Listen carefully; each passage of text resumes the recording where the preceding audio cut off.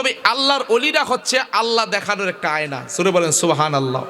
আল্লাহর অলিরা কেমন আমি আপনাদেরকে একটা এক্সাম্পল আর একটা এক্সাম্পল দিলে বুঝতে পারবেন। আমরা এই পৃথিবীর 7 আসমান 7 জমিন সবকিছুর মালিক কে? জোরে বলেন কে? আল্লাহ। তুই আল্লাহ বলতেছেন আমার কাছে আসতে হলে রসুল আউলিয়া কারামকে জানতে হবে, মানতে হবে, অনুসরণ করতে হবে। বাংলাদেশের সাধারণত বর্তমানে তো কোনো সরকার টরকার নাই, তারপরেও যিনি আছে মনে করেন উপদেষ্টা যিনি আছে, বাংলাদেশের প্রধানমন্ত্রীর কাছে যদি আপনি যাইতে চান, যদি মনে করেন সকালে ব্যাগ টেক গুছাইয়া ডাইরেক্ট যাবেন গা ওনার কাছে দেখা করা সম্ভব? পারবেন? বাংলাদেশের একজন প্রধানমন্ত্রীর লোকে দেখা করতে গেলে আপনার এত ঝামেলা, বুম টুম নিয়ে যান ব্যাগের ভিতরে কই, হ্যাঁ বাসভবন নিয়ে আপনারা উড়াই টুড়াই দেন, বিভিন্ন বিপদ আপদ কত চেক টেক বেশিংয়ের ভিতরে ঢুকাই আপনার এক্সকেন করে দেখবো, কথা কোন ঠিক না বেটি?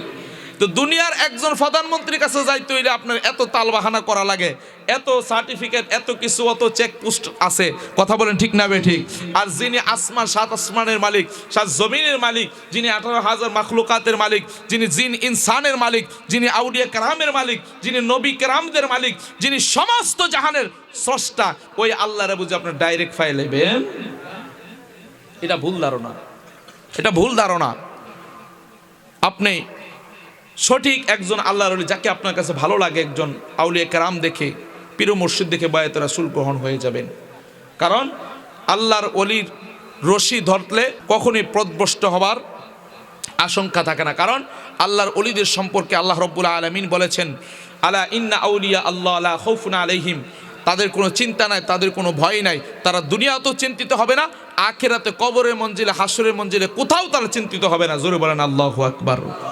কারণ অলি শব্দের অর্থ হচ্ছে বন্ধু। কি বন্ধু? আপনি যদি আমার বন্ধু হয়ে যান, আপনি আমার কাছে আই থেকে কোনো ভয় আছে? আমি যত বড় অফিসার হই না কেন, ঠিক না ঠিক? অফিসার হই, যেটাই হই, যত বড় আমি মেজর হই, যা কিছু হই, আপনি আমার কাছে আসতে ভয় পাবেন না, আরে আমার দুস্থ, কথা কোন ঠিক না ঠিক? তো আল্লাহর অলিরা হচ্ছে আল্লাহর সাথে সম্পর্ক লাগাইতে লাগাইতে এমন সম্পর্ক লাগায় যে তারা যেটা বলে আল্লাহ ডাইরেক্ট কবুল করে নেয়। জোরে বলেন সুবহানাল্লাহ।